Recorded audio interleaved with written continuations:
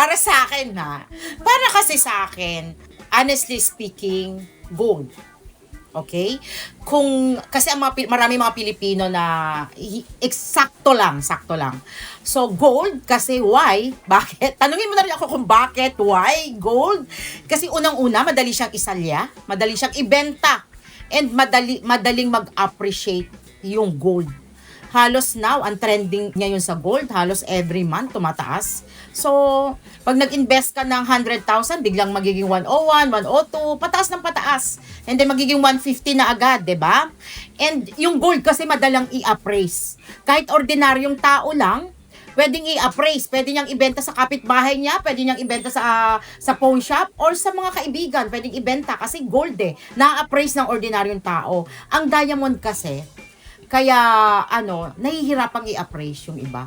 So kung halimbawa, bumili ka ng diamond, ibibenta mo sa kaibigan mo, ay, hindi ako marunong nito. Pag ipina-appraise sa pawn shop, hindi din marunong. So medyo nahihirapan kasi limited lang kasi yung nag-a-appraise talaga ng diamond.